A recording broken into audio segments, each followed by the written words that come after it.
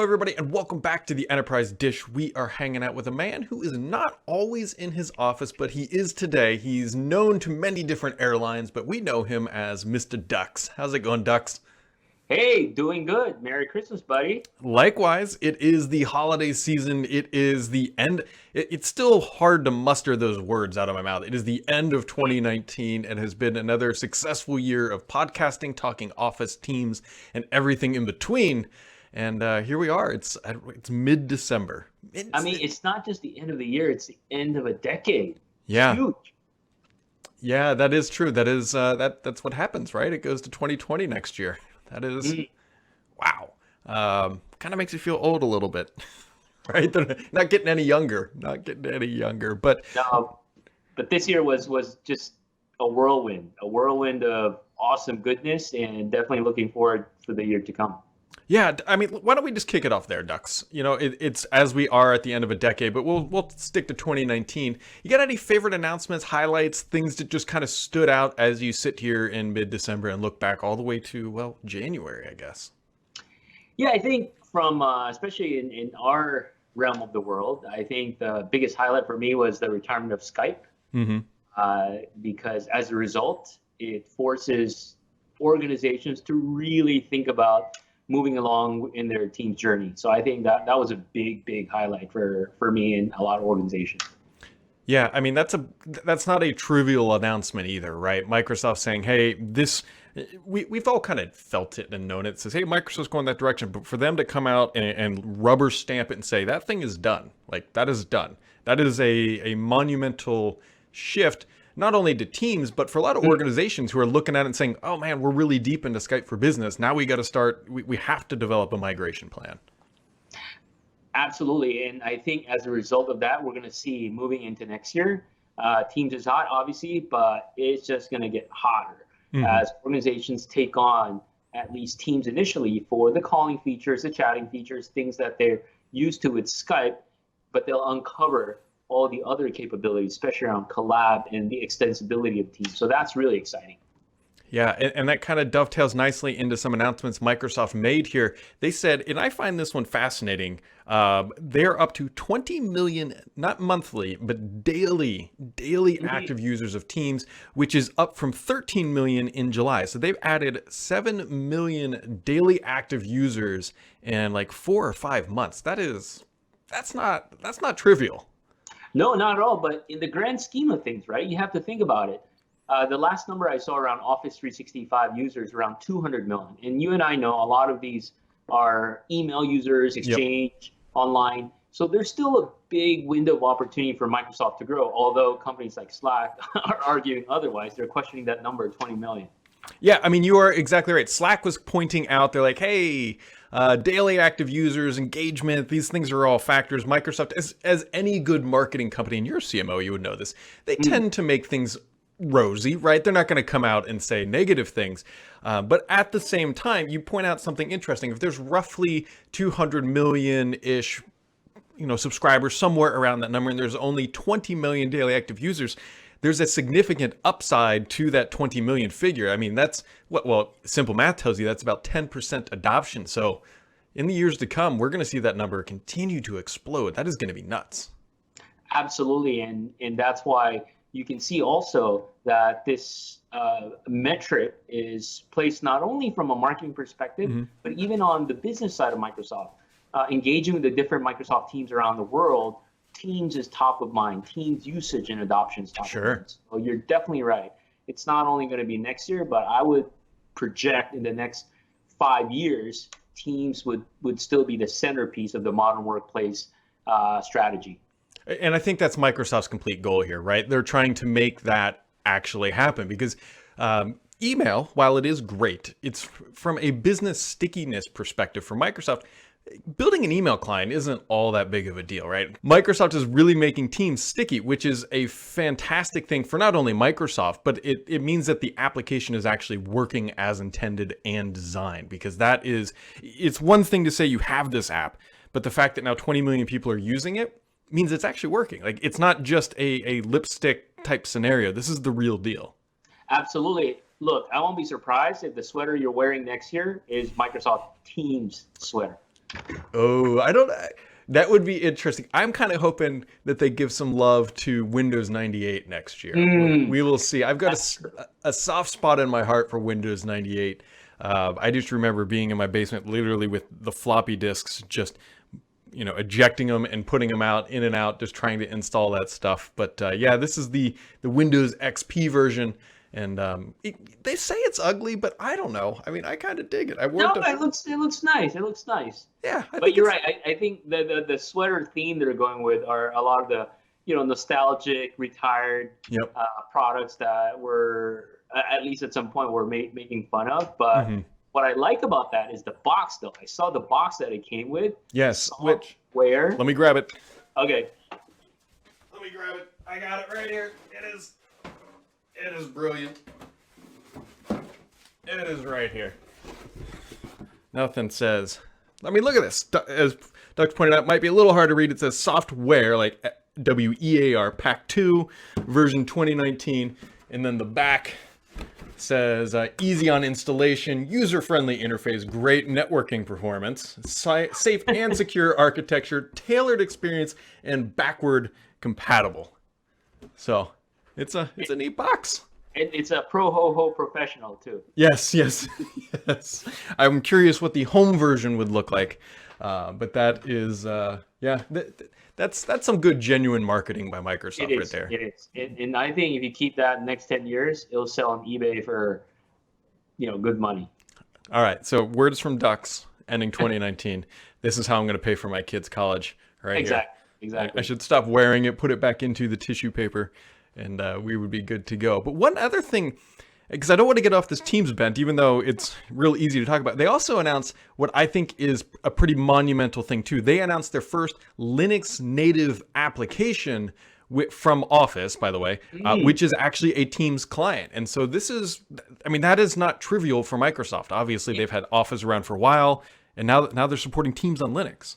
But I think that's the very first client application that Microsoft built, right? For Linux, if I'm not mistaken. Yeah, I think you're exactly right. And that's, of course, that opens the door of everyone asking, hey, are they going to build the rest of the Office suite for Linux? And I don't know, Microsoft hasn't indicated either way, but I think this makes a lot of sense because there's going to be a lot of server administrators, right, who are running a variant of Linux in their environments, and that might be on that machine and need access to that data, and giving them a native application is only going to help further the adoption strategy for Microsoft.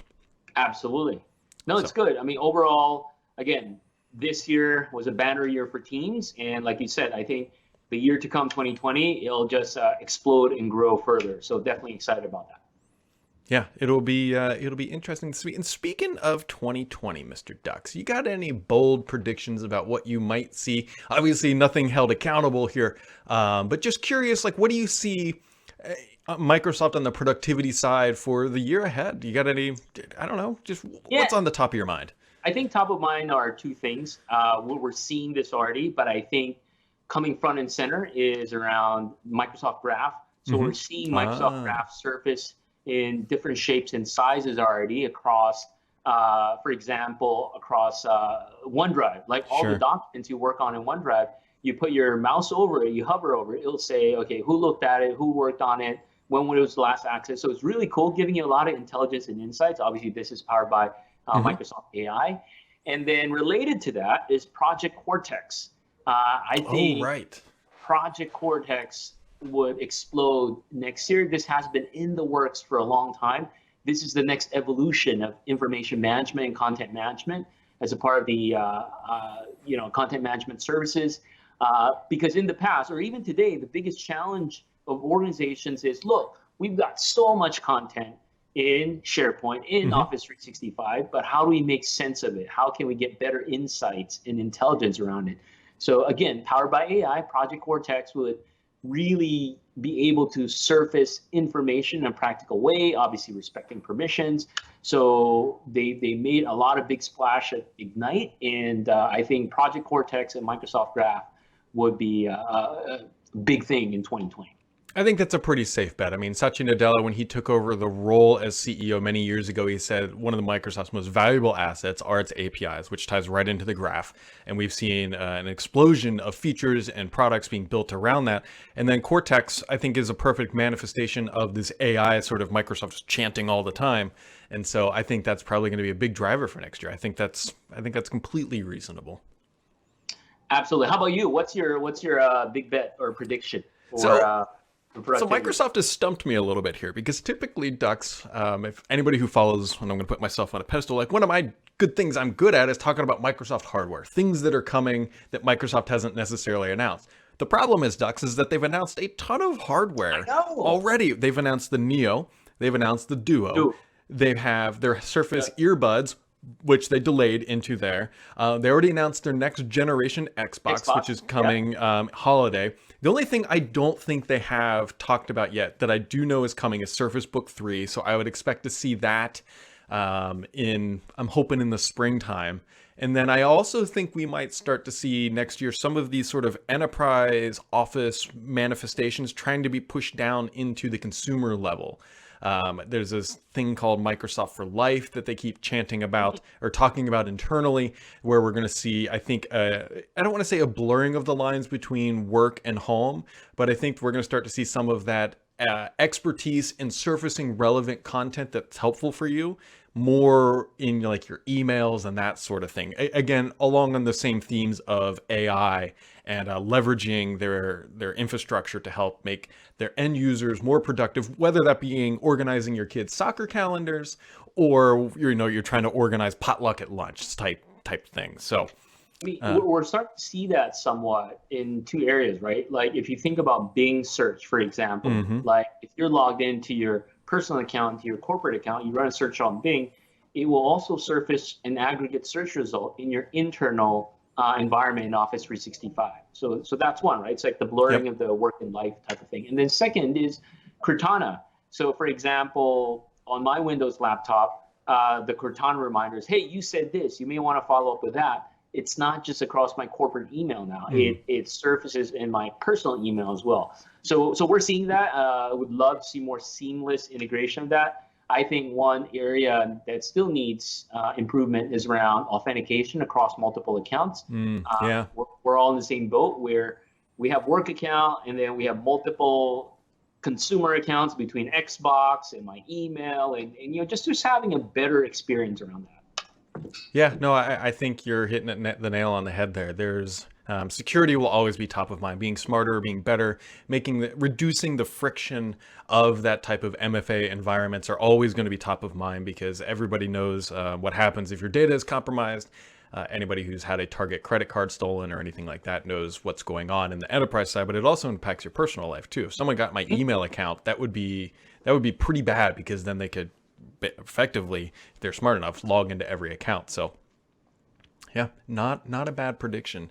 But Dux, I do want to circle back on one thing again, because I like doing it when I'm doing well, I guess. If you remember back in January, one of my goals, my personal goals for the year, was to get my Apple Watch Health Award every single month. And that can involve, for people who aren't aware, what happens is if you have an Apple Watch, Siri or whoever, Tim Cook up in the cloud, will issue a challenge. And it's based on your activity. It's either stand so many hours for so many days during the month, burn a number of calories per month, various do X amount of miles per day type scenario. And so far, Dux, I have not missed a month. I have 9 more days of an activity for this month. I have to burn 600 calories, 24 days this month. And so far, I am up to 13. And so I've got, it's, I know everyone's going to be listening and being like, that's not, like, you'd be surprised at how much 600 calories is when you work at a computer all day. Like, it's, like, it is especially this month, like, I have to, like, focus on, like, saying, okay, what are the little things I can do to get extra steps? And this is a real minor one, and maybe TMI for a podcast, but one of the things I do is the restroom. I use the furthest one away from my desk in the house. That is like a simple thing because it requires me to go down a flight of stairs and then back up a flight of stairs, and just doing that type of stuff putting that into your routine really honestly does make a difference on a daily basis. It really, really does. So apart from meeting all these metrics, Yep. personally, what impact have you seen in your day-to-day life? I mean, I assume you lost weight, you feel better, you sleep well. So what are some of the tangible There's impacts? definitely a mental barrier is the wrong word, but like a mental achievement when you get your goal for, because what happens is you got to take that month-long goal and break it down into components. This month is pretty easy, but for example, I think it was in June, I had to have, I think it was 100 miles of exercise, which requires you to really plan around. But even if you did nothing that day, even if it was just a day of meetings or whatnot, knowing that you hit your physical movement goals really just kind of ends it on a happy note. So from a mental perspective, the days when I hit the goals, you just kind of feel better about yourself, even if nothing else happened. And it's those little micro rewards of like saying, yeah, you know what, I did do that today. And they're helpful on a physical level. I don't know if it's fair to say that I see like a dramatic change because it's, again, I've been doing it systematically throughout the month. But I can put it this way. I'm in the process of remodeling my basement. I'm doing it myself because I enjoy these sorts of projects. And I can tell you that I'm not exhausted doing it, right? I've got the mental and physical stamina to work a full day and then go downstairs and do, quite frankly, a bunch of math about how to cut wood, how to hang wood, how to screw wood, how to do electrical work. And so from a mental and physical perspective, like I don't have really many complaints. And I think that is the win, is that I'm not doing this project, which is out of my normal routine and suffering physically from it. Right.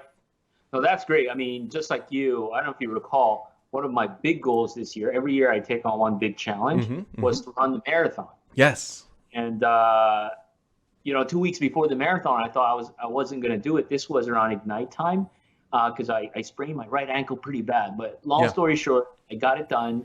And just like what you described, it's more of, physically, I feel great. Just train for it. It's good. I'm going to continue to do it.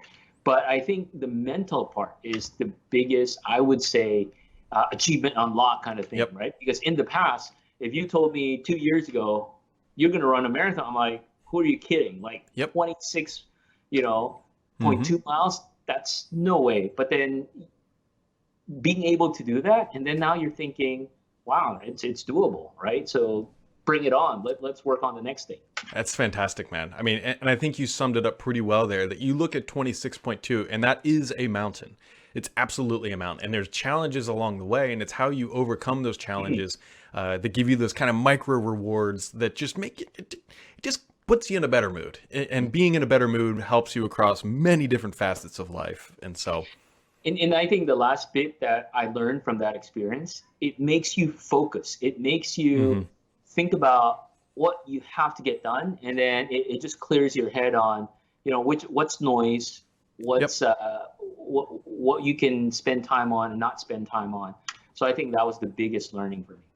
Yep. And the thing I love about what you're talking about and what mine and just various things is I spend my life in front of a computer. That is where I work. I mean, we're doing this in front of a computer. And so when I can find activities that are systematic and routine that I can add to my day that are not in front of a computer, that is such a huge win, because that digital detox, while whatever you think about that terminology, I absolutely believe that getting away from a computer and doing just anything else is such a big win, especially during these months. I don't know, depending on where you are in the world right now. In the US, like the sun goes down at my house like 5:20 p.m. Like it is pitch black and it's dark and it's depressing. And if you don't have these things to keep you going, it can catch up to you. So, one challenge I have to overcome is every time my mom visits with us and she sees me work in front of a computer, she would always tell me, "Why are you playing all day long in front of computers?" That's one challenge. Take care. Just playing. I promise you the emails are just playing. Right. Ducks. Well, this has been a tremendous 2019. 2020, I think, it's going to be better. You guys announced Shift Happens. Am I correct there? End of June. Is that all live and up and running? That's right. Well, thank you for bringing that up. Yes, we've announced Shift Happens for end of June 2020, June 25 to 26. We have some initial set of speakers. Our theme for next year is accelerating tech intensity. I know Satya Nadella coined that term. Yes. and you're going to hear a lot about it. It makes sense. It's essentially talking about how you can take advantage of modern technologies like the cloud, but also upskilling your organization to take advantage of those technology. Because one of the challenges, you have all this great technology, but nobody knows what to do with it. It's a problem. So we're going to talk about in this conference how you can maximize this. And just like last year's Shift Happens, we have a lot of great customer speakers who's going to talk about their journey around tech intensity. So we've got the City of Seattle, King County, Washington, Japan Airlines, United Airlines, Deloitte. Wow. Just to name a few. We have ISS from Sweden. So a lot of, we got Heathrow Airport coming as well. Wow. So a lot of great customers just talking about their journey. And I invite everyone to come and join us. shifthappenscon.com, and we'll see you in Washington, D.C. I was going to say, it's taking place in Washington, D.C., which if you've never been, this is a great reason to go. Do what I did last year. Take the family. You go to Shift Happens, let your family explore, and then meet up with them in the evening and go see what the city has to offer. There's a lot to do in D.C., a lot to do. And we've heavily discounted it in the first few months. So for, I think, $295, you can enjoy this conference, learn a lot, and network with your colleagues. So sign up today.